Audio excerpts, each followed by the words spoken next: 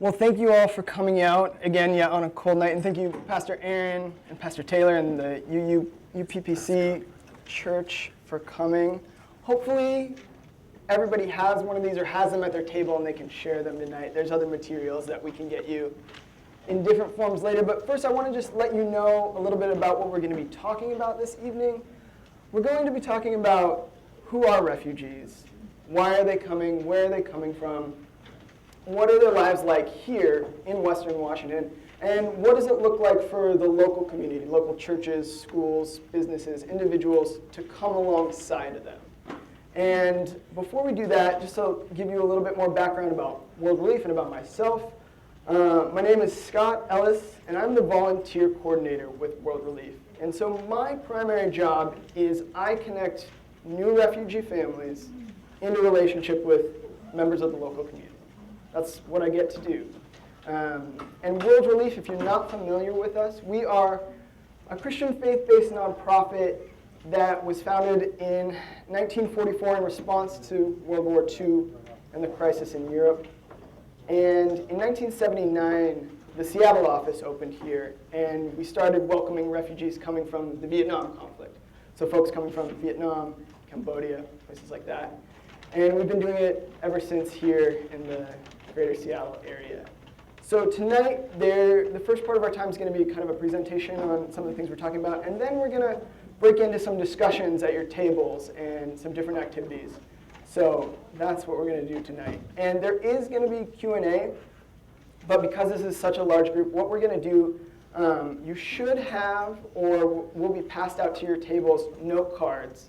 So if, as you're listening, you have a question that you really want to get answered that I haven't answered up front already, please write it on the card, and then I'll try and get through as many of those at the end as possible. So with that said, let's kind of just begin our time. And people will trickle in, and that's okay as well. But we're just going to start off with what is the definition. We'll start with this. Does anybody know the definition of a refugee? Folks have to have a well-founded fear of persecution. So what parts of your identity might be persecuted? I heard faith, your religious background, your race, your ethnicity. What else? Your caste, your social status, membership of a particular social group. Yeah. Economic is not a refugee. We're going to stop real quick because there's a lot of definitions being thrown out these days. And just really quickly, just to know that an immigrant is somebody who is moving toward an opportunity, and a refugee is somebody who is fleeing something. So economic, you are moving toward maybe a better job or education, that's an immigrant. A refugee is always fleeing something. So what else of your identity might be persecuted? Gender, political opinion. Yeah, that's pretty much all of them. There's one more. Now, knowing that those are the definitions, fleeing, and again, the other part of that is fleeing across an international border. If you're still inside your home country, but you fled your home, you're not technically a refugee. So, knowing that fleeing across an international border, persecuted for a piece of your identity. We're sitting in this church tonight, many from a faith community. Can anybody think of biblical characters who fit that definition, who fled across a border? And you can shout them out. We can take some answers. Mary, Joseph, and Jesus fleeing to Egypt when Jesus was a baby targeted. Absolutely. Any others? The nation of Israel, Hebrews fleeing Egypt, persecuted for their religious identity. I say that not to be trite or anything, but just to know that this idea that these modern terms that we have, refugee, sojourner, these things like that, they're stories that are rooted for people of faith in our traditions of understanding that God has a special heart for these people. So that's kind of how I want to frame our time tonight here. These are pictures of folks who've come to our office over the last several years. Because it's an identity persecution, we are working with folks across the spectrum. So we're getting little kids, grandparents, highly educated folks, doctors, lawyers, engineers in their home country, folks who are rural farmers. We're working with the whole spectrum. It's not one person, one people group, things like that. And tonight I think a lot of us are here because of what's been happening in the news, and we're going to get into that a little bit as well. But first I want to read you, Pastor Aaron opened us up with some scripture. In the Old Testament as well, in Leviticus, it says basically that when a foreigner resides among you in your land, do not mistreat them. The foreigner residing among you should be treated as your native born, for you were foreigners in Egypt. And this word foreigner, sojourner, refugee, depending on your interpretation, is often repeated many times. And God's saying basically that these people are special. They might be vulnerable because they are not in their own home country or home place where their family network or social network is there to protect them. So because you have been a foreigner before, you know what it's like, or you can imagine it, watch out for them, treat them as if they're from your own place. And it's a very clear call to us as a Christian nonprofit and how we're supposed to welcome folks well and invite others into that. And that word foreigner, refugee, sojourner, it's often connected to a couple other people group that God says are uniquely called out to be protected. Any other ideas of who God might say combined with refugees and foreigners? Widows and orphans, foreigners, refugees, sometimes prisoners are another group. Folks that are extra vulnerable in society, basically. And there's been a lot happening in the news with focus on Syrian refugees, but we all know that there's many refugees from other countries. But I do want to kind of just break down some of these numbers, because these problems can seem so big to us before they're coming. So we're going to watch a short clip video here, and hopefully the audio will work, and we'll kind of show a little bit of kind of what do these numbers mean, where are people actually coming from, and where are they actually going right now. In the summer of 2015, Europe experienced the highest influx of refugees since the Second World War. Why? The main reason is that Syria has become the world's top source of refugees. Syria is located in the Middle East, an ancient, fertile land settled for at least 10,000 years. Since the 1960s, it's been led by the al-Assad family, who have ruled it as quasi-dictators until the Arab Spring happened in 2011, a revolutionary wave of protests and conflicts in the Arab world that toppled many authoritarian regimes. But the Assads refused to step down and started a brutal civil war. Different ethnicities and religious groups fought each other in changing coalitions. ISIS, a militaristic jihadist group, used the opportunity and entered the chaos with the goal to build a totalitarian Islamic caliphate. Very quickly, it became one of the most violent and successful extremist organizations on earth. All sides committed horrible war crimes using chemical weapons, mass executions, torture on a large scale, and repeated deadly attacks on civilians. The Syrian population was trapped between the regime, rebel groups, and the religious extremists. A third of the Syrian people have been displaced within Syria, while over 4 million have fled the country.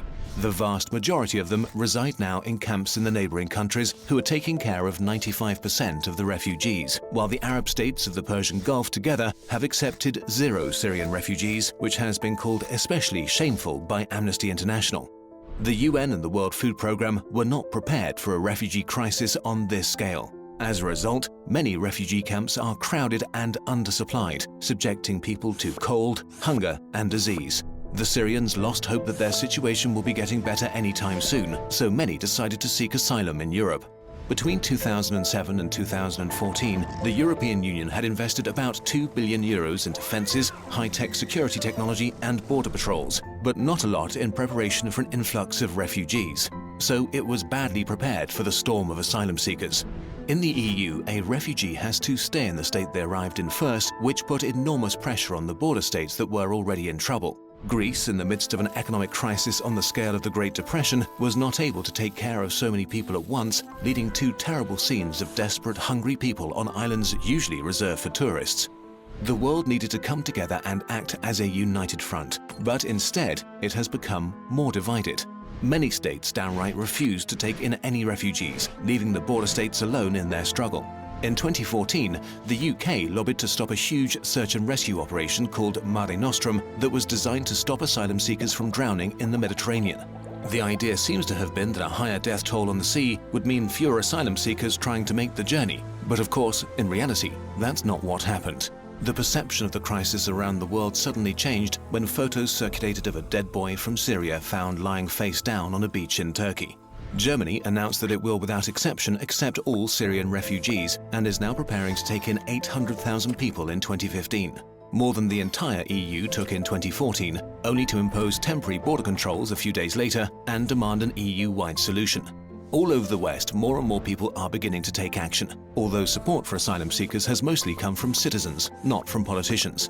But there are fears in the Western world: Islam, high birth rates, crime, and the collapse of the social systems. Let's acknowledge this and look at the facts. Even if the EU alone were to accept all 4 million Syrian refugees and 100% of them were Muslims, the percentage of Muslims in the European Union would only rise from about 4% to about 5%. This is not a drastic change and will certainly not make it a Muslim continent. A Muslim minority is neither new nor reason to be afraid. Birth rates in many parts of the Western world are low, so some fear asylum seekers might overtake the native population in a few decades. Studies have shown that even though birth rates are higher among Muslims in Europe, they drop and adjust as the standard of living and level of education rises. Most Syrian refugees already are educated. The birth rate in Syria before the civil war was not very high, and the population was actually shrinking, not growing. The fear that refugees lead to higher crime rates also turns out to be wrong. Refugees who become immigrants are less likely to commit crimes than the native population. When allowed to work, they tend to start businesses and integrate themselves into the workforce as fast as possible, paying more into the social systems than they extract from them. Syrians coming to the West are potential professional workers desperately needed to sustain Europe's aging population. Also, refugees traveling with smartphones has led to the misconception that they're not really in need of help. Social media and the internet have become a vital part of being a refugee. GPS is used to navigate the long routes to Europe. Facebook groups give tips and information about obstacles in real time. This only proves that these people are like us. If you had to make a dangerous journey, would you leave your phone behind? The European Union is the wealthiest bunch of economies on Earth, well-organized states with functioning social systems, infrastructure, democracy, and huge industries. It can handle the challenge of the refugee crisis if it wants to. The same can be said for the whole Western world. But while tiny Jordan has taken in over 600,000 Syrian refugees, the UK, which has 78 times the GDP of Jordan, has only said it will allow 20,000 Syrians across its borders over the next 5 years. The US has agreed to accept 10,000, Australia 12,000 people. Overall, things are slowly getting better, but not fast enough. Everybody on your tables should have one of these when you came in. It looks like a form that I'm going to ask everyone to spend a few minutes right now filling it out. Okay, we are going to bring it all back together. If you didn't finish, that's okay. My question for all of you, you can sort of shout out at the same time, how did that make you feel? Frustrated, exhausted. I think I heard stupid over here. And you are all smart, intelligent, thoughtful people. This is a great crowd, great group. When you come into another country, even if you are highly intelligent, highly capable, the language barrier and the cultural barriers are hard and big. And it makes the welcoming and a companion to come alongside you who is from here all the more important. So I just wanted to give you a taste. Before I was in this role as a volunteer coordinator, I spent a few years as a refugee resettlement caseworker. And my role was to go to SeaTac Airport and pick up families the first night they arrive and take them into their new apartment, take the kids to their first day of school, talk about budgeting and how to pay a bill, take a family maybe to their first doctor's appointment in the States or their first doctor's appointment in a really long time, and just walk alongside them in a professional setting for a couple of months. And folks who are very smart and very capable, when language is a barrier, it's a real challenge. So I just want to have that inform this night as we're kind of learning all together about refugees and who is coming into our neighborhoods and into our community. So a lot of us are hearing a lot in the news about Syrian refugees potentially coming to the United States, Syrian refugees and other refugees going into Europe. Just to break down some numbers for you, because these numbers are so big. Right now, because of the sectarian conflict that's been happening in the civil war in Syria for the last several years, there are about 8 million people that have fled their homes in Syria. Does anybody know how many people are in Washington State? 7 million. Basically the entire state of Washington leaving. Now, half of them have not left the country. They're still inside the borders of Syria somewhere, but just not where their home is, not where their families are. The other half, about another 4 million, are in the neighboring countries of Turkey, Lebanon, and Jordan. And about 250,000, maybe a couple months ago, pushing around towards 500,000 now, have moved towards Europe and places like that. These are the kind of numbers we're talking about when we're talking about Syria. Now my next question. Right now, there are 59.5 uprooted people in the world right now. Now that's not just refugees. Does anybody know how many refugees there are in the world right now? Let me shout out a number. We know it's under 59.5 million. That's 59.5 million includes the largest chunk of those are people who fled their homes but are still inside the borders of their own country. And these are folks who, when they're in there, so if they're in Syria and they fled to southern Syria or somewhere else, or they're in Iraq and they fled to northern Iraq from Baghdad, somewhere like that, they are then not eligible for refugee status. The United Nations can't come alongside them. The Red Cross, World Relief, somebody else, to assist as well because the country itself controls its own borders usually in that case. So any guesses out of that 59.5 million, you kind of see the pie chart, how many refugees there are today, right now? 20 million, 19.5 million. Now, 1.5 million of them are asylum seekers. You see that at the bottom. The difference between, we're going to talk about language and terminology a little bit. The difference between a refugee and an asylum seeker, a refugee is somebody who flees their country and then applies to come to a third country where they can have permanent citizenship and full rights and things like that. An asylum seeker is somebody who makes it to the country, maybe right next door, or in the case of the United States, comes to the US, maybe on a student visa, or work visa, or visitor visa, or undocumented across the border, and says, I can't go back. If I go back, I will be persecuted. So potentially students who are here from Syria, studying at the University of Washington, and the regime changes, and their parents flee, and if they go back to Syria, they might be in danger. That's an asylum seeker. Now, a refugee process that we want to talk about tonight is kind of what we're going to go into now. So when somebody flees, they flee their homeland, and that's really when the journey starts. And again, this idea of being forced to flee. We work with people, and when they come here, a very common sentiment is, I want to go back. Things are hard here. I don't want to be here, but I can't go back, so I'm here now. That does happen.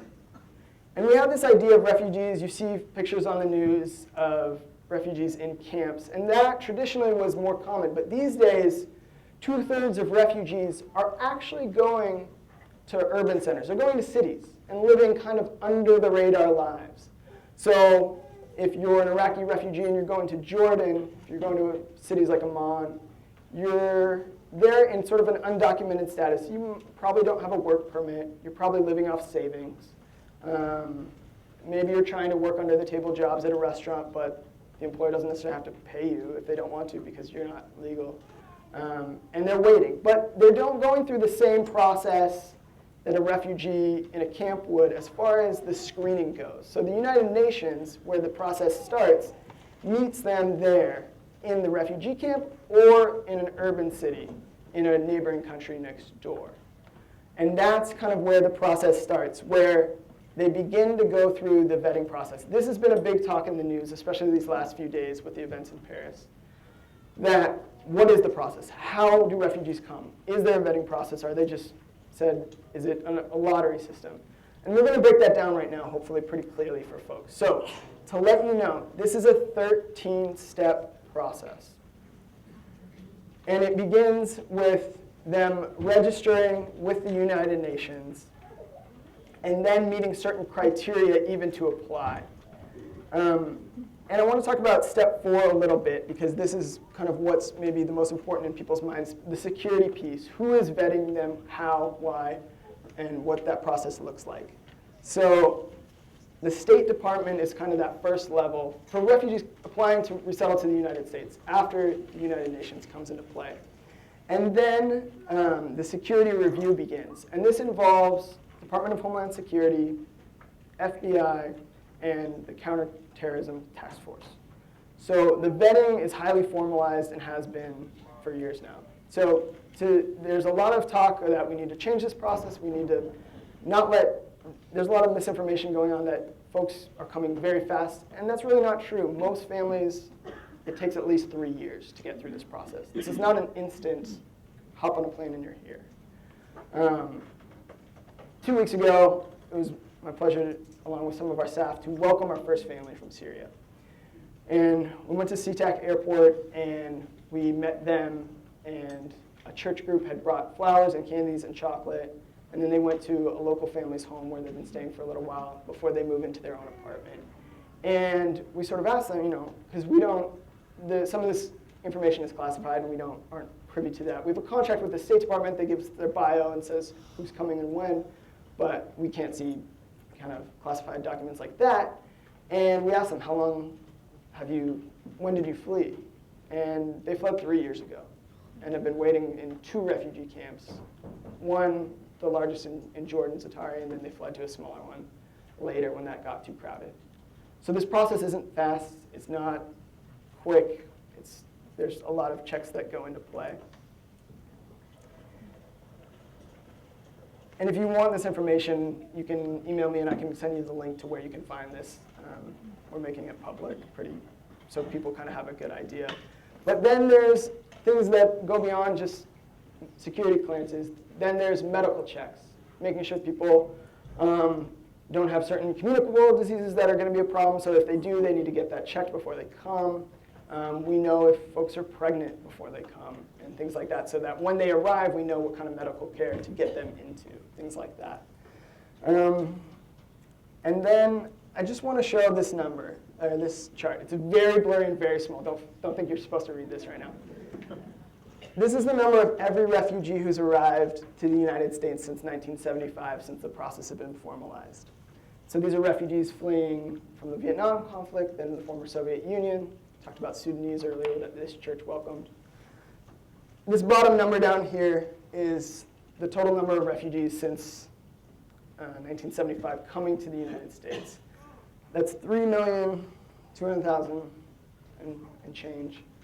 And with those coming, there have been instances of folks who have wanted to do not great things. There's been 3 instances out of those 3.25 million of folks who've been linked to terrorism issues. And in all of them, their refugee community around them informed on them and turned them in. So we want to be clear about the numbers that we're talking about, especially with all the information being 3. Yeah, correct. And there's more to the process. Again, there's, we're not going to go into all the details. And then families arrive. And every family that comes, their plane ticket is a loan. It's a 0 interest loan, but it's a loan nonetheless that they have to pay back. It's not a free ticket here. And that helps build credit and do nice things. But if you can imagine, the family that arrived from Syria from a refugee camp was a family of 8. We're talking international flights. It's not cheap. And then resettlement comes. And that's where World Relief begins kind of our time with families. And that's where, at our office, we have an office in Kent, and we have several ESL classes, English classes that we do a day. We have Friday's job class. It's how do you shake hands at a job interview in America. We have 6 employment specialists working with people to get them their first job here. In the next 12 months, we are going to welcome nearly 800 people with refugee status into this area. And we're going to do that with the help of local churches, local faith communities, schools, everybody. And that's a privilege that we are inviting you into tonight if you're interested. Our office in Seattle is not the only office for World Relief. We have an office in Tri-Cities, in Spokane, in Dallas, in Chicago, and Atlanta. We're doing this across the US. So if you have friends and family in those places who you think, after what you hear tonight, they should be involved in this, they can reach out to those spaces as well. There's other nonprofits doing similar work in this area and around the country, and they're pretty easy to find online. But I wanted to show you the picture of the family who arrived last week, 2 weeks ago. This is Aya, Ahmed, and Ali. They're the youngest kids in the family. The mom's in the background. This is baggage. This is the parking lot behind baggage claim at SeaTac, and they're very tired. But they're not tired anymore. They are playing and running, and pretty soon they're going to be starting school, all of them. So that's a part of who we're working with these days, just to give you an idea. Now, I want to talk a little bit about the other groups that are coming.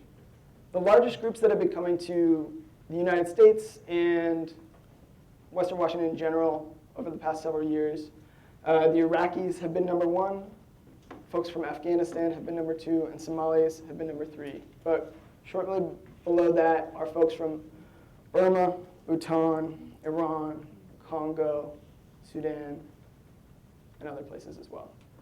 And we'll kind of talk about those groups here in a second. Excuse me.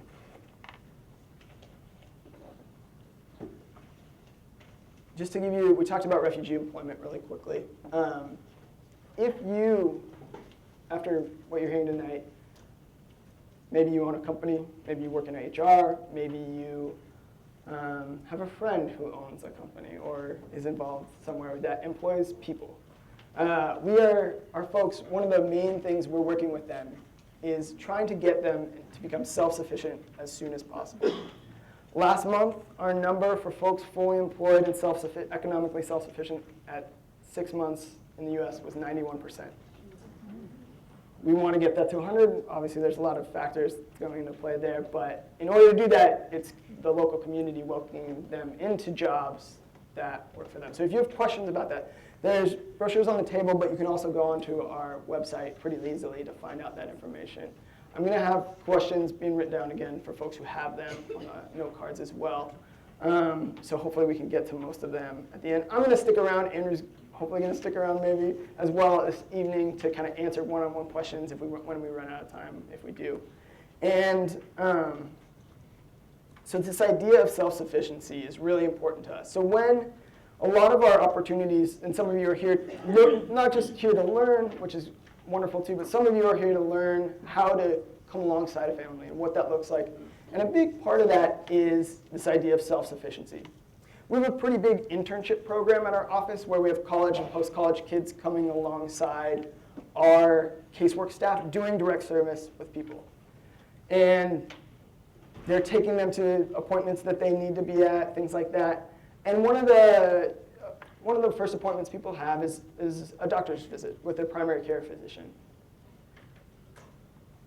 What's the quickest way to get a new refugee family from their apartment to their doctor's office? In a car. What's the way that promotes them into self-sufficiency the most?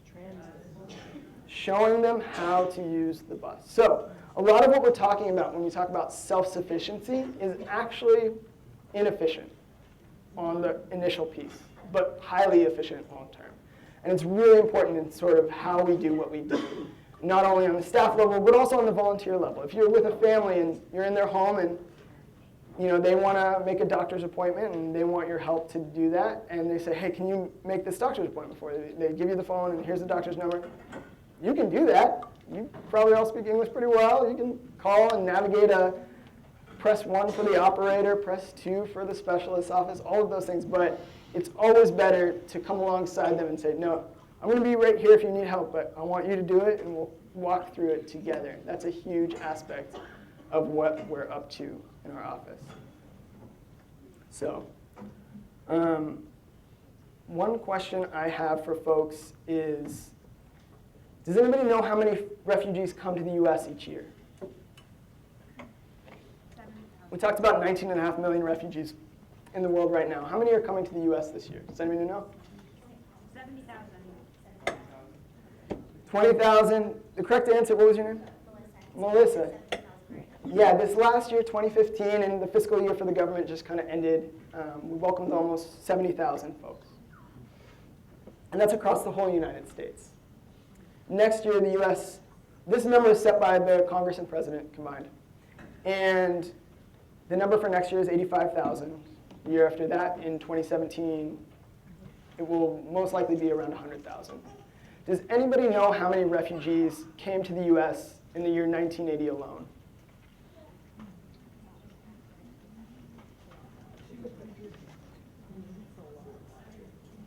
I heard 150,000. There's actually 200,000. We've actually gone way down in our refugee resettlement over the last 30 plus years. And I would argue that our capacity as a country to take in and welcome is much higher than it was in 1980. So there's a lot of talk about large numbers and influx and inundation, and really that's just not true as far as if you look at the overall trend throughout the last 35 years, 40 years of refugee resettlement into the US. I think that year alone in 1980, the Seattle area took in about 8,000 refugees. Last year, Washington State, throughout the whole state, was maybe about 2,500. So those numbers can tell a lot, but they don't tell the whole story. We're going to pause our time a little bit, and we're going to have folks kind of commune together a little bit. We have two major programs at World Relief that we invite members into, and I'm going to talk about them right now. And then we're going to talk about different folks who come in some of the countries that we're talking about. But the first program is our Cultural Companion Program. And our Cultural Companion Program is where we match local families or local individuals into one-on-one relationship with a new refugee family. And usually what that looks like is meeting with them once a week. It starts in their home, in their apartment. And it might be sipping Iraqi tea, getting to know them, practicing English. And then maybe it's going out to Fred Meyer and showing them how to get a Fred Meyer card. Things we all know how to do, but if you are new to this country, it makes no sense. It makes no sense living here sometimes. But maybe it's going to the library and showing them how to access the local library. It's basic. It's a friendship program. And everybody is coming into it at the same level. You're learning about them, they're learning about you. It's mutually transformative relationships, and that's kind of what we're talking about. And our other main programs, we have ESL classes at our office that we have professional teachers teaching the classes, but we love to have volunteers tutor, maybe one-on-one at a table or a whole small group who's kind of at the same level, to tutor alongside them. And those are in Canada. All of this information is on our website and pretty easily accessed as well. And then the next thing, one of our big programs is host homes. And I know a lot of people might be here tonight specifically for this opportunity. And basically what a host home is for those first few weeks that a refugee is here, when you come in the US, let's stop. When you come and you're trying to move to a new apartment, what do you do when you go to that apartment office? Fill out an application, sign a lease, you put your deposit down, maybe they run a background check on you. All of that takes a little time. Now, World Relief's been doing this work for a while, so we have relationships with a lot of apartments where we can get the key maybe ahead of time, and we can furnish that apartment with donated furniture. A lot of it is coming from local churches and local individuals. But sometimes, for practical reasons, we need a buffer of a few days, maybe a few weeks. And that's what the host home is. Usually it's 4 days to 14 days. That's kind of the window of time we're looking at, where a local family is inviting a refugee family to stay with them in their home. And that's our host home. So this week we have an Afghan family of 5 who's in the home with somebody, and we have a few other families as well staying with local families in Puyallup and Federal Way and Graham. So, you can live kind of anywhere. There's not a lot that's happening for that family. They are resting and recharging and learning about their new life in America for their first few days, and that's what that time looks like. The Iraqi refugees, who are our largest group, are kind of on the rise these days as far as numbers coming to the US. They're the largest group coming to the US as a whole, and they are all fleeing sectarian conflict since 2003. So a lot of them are fleeing to Turkey or Jordan, neighboring countries, kind of the pathway that we've talked about already. But probably about 2/3 of them are coming directly from Baghdad. They're flying straight here. They're still going through that process, but they're doing it because they worked with the US forces. These are interpreters with the US Marines. These are drivers for State Department officials. I know a gal who was the nanny for the ambassador's kids. And because of that, they become targets for assassination and kidnapping and worse. So they're one of the largest groups coming to the US as well. So we get traditional refugees and what's called special immigrant visa holders. So they're actually, because they don't flee a border first and before they get that visa, they're technically not refugees, but they're assigned an agency like a refugee. They're kind of given the same assistance that a refugee family would be when they're flying here too. This is Younis. Younis is an Iraqi gentleman who came a few years ago. And this is him working in a coffee shop in our barista training program at a local church nearby our office. A lot of churches in Seattle like to have coffee shops inside of them. And so he was training, practicing English, learning how to do that job. I don't think he got a job as a barista, but I know a Somali gentleman who did get a barista job after this training program. But just to give you an idea that how we partner with local churches and organizations to equip families to kind of restart their lives here. That's just a glimpse of that. Moving on to Afghanistan. The Afghans are a little different than their Iraqi counterparts in the fact that all of them worked with the US in some capacity. But they're also different because they are brand new to this area last year, pretty much. We had a few families, but they shot way up in part because of the chaos and the US forces kind of withdrawing from Afghanistan. And that process is really dangerous because they're still in their country while they're being informed, going through those interviews, going through those background checks. A lot of them have done it, parts of it already because they've been working alongside the US forces, but they're still going through some of those same checks as well. And just to give you an idea of more of their journey once they start here, this is Wasi. Wasi's from Afghanistan. Wasi worked in human resources at the US Embassy in Kabul. And now Wasi does security at Amazon. So again, I'm bringing up the employment program that we were talking about earlier, that's a real need. And folks, some might be becoming highly trained, skilled, and the jobs that they did back home are not going to translate, at least initially, accreditation-wise here. So some folks are taking step downs. Others are coming from more rural areas, and they're jumping up into jobs that are harder. So in order to help them, we have volunteers who work with our employment team to do mock interviews and practice, sit down. What does it look like to say, hello, my name is Ahmed, and I'm here for a job, and answer the question, where do you see yourself in 5 years? Which is a very American question. I don't know why we ask that. We do. And just to coach people into those roles and help around that. You can kind of learn from that as well. Somalia. Somalia's been kind of a failed state, unfortunately, since 92, 94, with really rough civil wars. And so because that conflict is much older than what we're kind of hearing about these days, we're seeing a lot of folks come with really low education levels because they're not able to go to school, and some might not know how to read and write in their own language. So we have some specialized English classes working. For that, we have some Somali speakers who are teaching in their native language to gear them up, even to start a level 1 ESL class, things like that. The numbers are pretty high for Somalis, but they've kind of gone like this. Does anybody know, this is outside of the Horn of Africa here, does anybody know where the largest urban center of Somalis is in the world? Minneapolis. You guys are smart. Nice job. Yes, Minneapolis, Minnesota. Seattle is right after that, basically. We've got Minneapolis is 70 to 90,000 Somalis, maybe. There's a Somali gentleman just got on the city council there. They've been there for a while.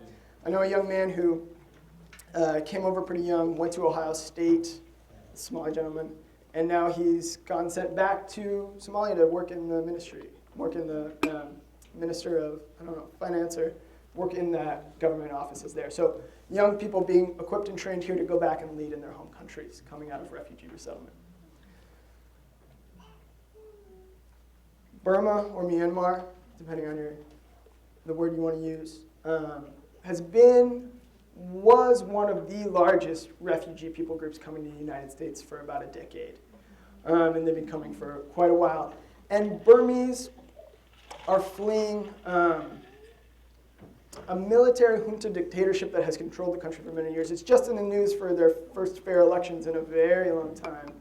But that Buddhist military regime has persecuted violently the religious ethnic states that kind of surround the center of the country. Most of them are Christian, one of them is a Muslim state, and many of them have fled to places like Thailand and into refugee camps, or some have fled to urban cities like in Malaysia.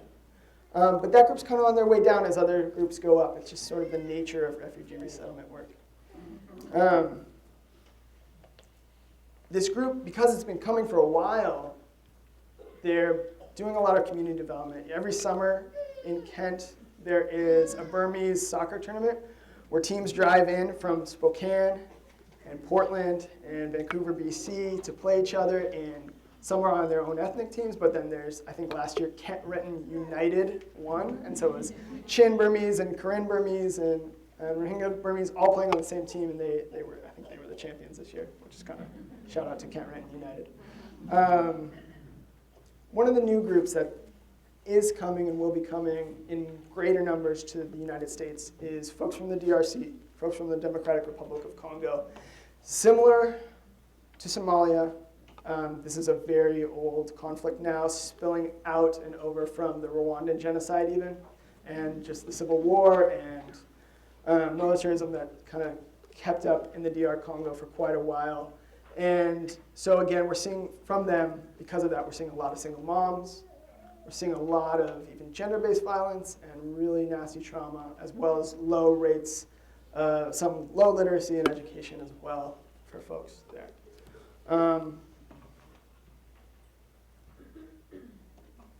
Oops.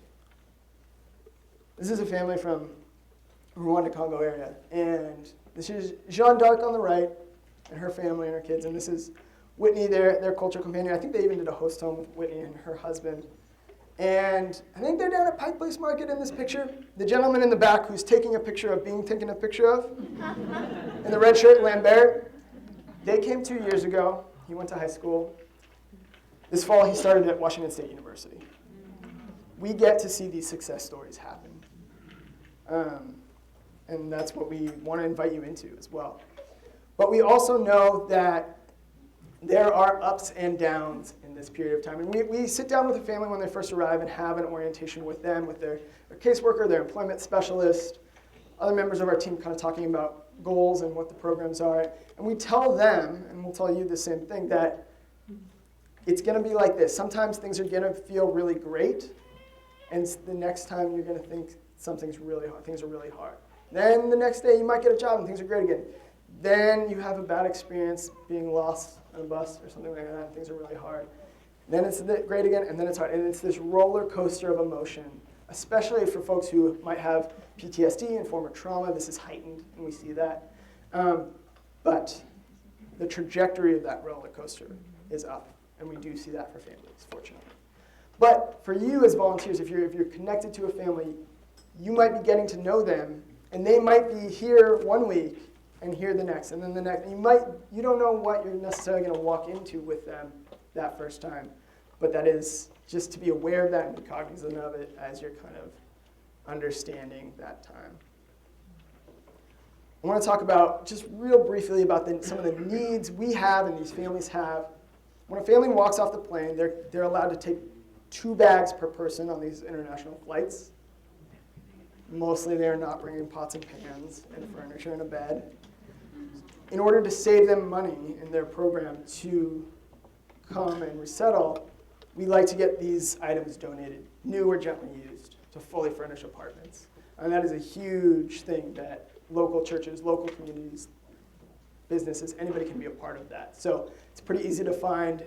The green piece of paper you guys have talks briefly about just building a kit for a bathroom, a kit for a kitchen, things like that. But it also has the link on there to do other things as well. And the phone number for our office and our donation coordinator's email to arrange for pickups if you don't have a big pickup truck to bring a couch to an apartment, things like that. And we don't send out snazzy gift catalogs, but we do have a great online gift catalog. It's free. We don't spend any money sending it out. We believe in saving money that way. You can go on there. It's on Amazon, and you can buy a gift for a refugee, and it'll be shipped straight to our office.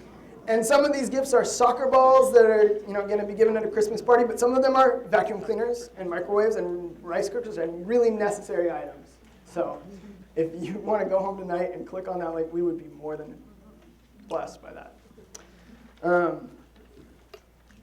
We talked about the internship program. If you have kids or friends, young adults who are looking to engage the world around them, maybe they go to PLU, SPU, Seattle, UW, whatever.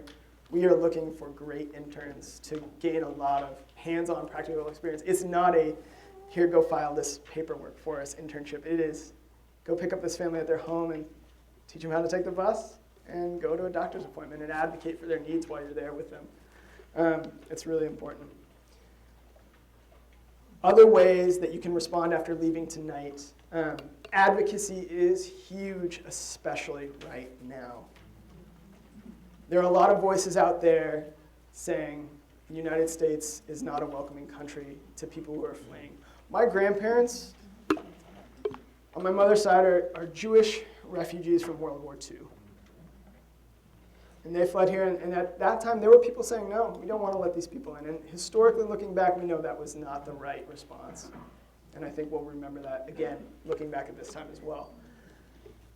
So you can go on our website if you want to learn how to advocate. There's a great website called WeWelcomeRefugees.com. It has a lot of resources there as well. WeWelcomeRefugees.com.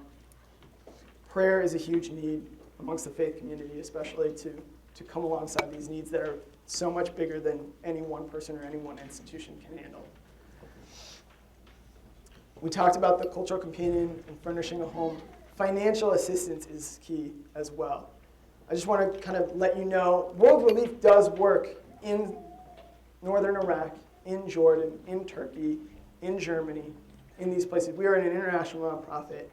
And these are just some numbers of what it costs to do some of that work. Trauma therapy for a child for a month is $10. Essential kit, that's pots, pans, hygiene items, etc. Here at our office, the amount it costs for English classes. Transportation, $55, and that's, basically what that is you're buying them an Orca card and loading it up so they can get to their first job or they can get to a doctor's appointment, things like that. That's the kind of things that we're giving. If you have questions about that, Andrew's kind of over here. He's a fun, engaging person. Don't be shy. He can kind of answer some of those more questions afterwards as well. He'll stick around too. But I think a lot of you are asking, what are the next steps? What does it look like after tonight? What do we do? And before we get into questions, I just want to share with you, if you're saying after tonight, yeah, I want to be a volunteer. I want to get to know a family. I want to welcome them in my home. The host home process, the next step is basically communicating with me and me coming to your home and talking through what are your household rules? How many bedrooms do you have? Is this a safe, warm space, which I'm assuming it is? And talking about that process just sitting in your living room. And then you being added to a list of saying, well, in 2 weeks we have a family of 5 coming. Are you around? And then going from there. We do a background check and even a driving check, and that's something that will be emailed out to you if on your checkbox from, if you check off the box, I want to be a host home or I want to be a cultural companion, we'll send you the link to, there's an application and we do a criminal background check as well as a driving check if you're going to be in a role that requires driving, and that'll get emailed to you directly. Now, full disclosure, because of the time of year it is, Thanksgiving is next week, Christmas is coming up, there's a lot of stuff going on. And this is a very big room, and we actually had 2 of these fairly recently as well. The majority of you, if you're wanting to host in your own home, it would probably start January 1. But as I've said, in the next 12 months, we're going to have 800 people. So this need is not going to go away starting after Christmas. So that's kind of what our next steps. This little slip, please, there's a basket on the table when you leave. Do put it in there. That's how we're going to kind of follow up with you as a team. Now,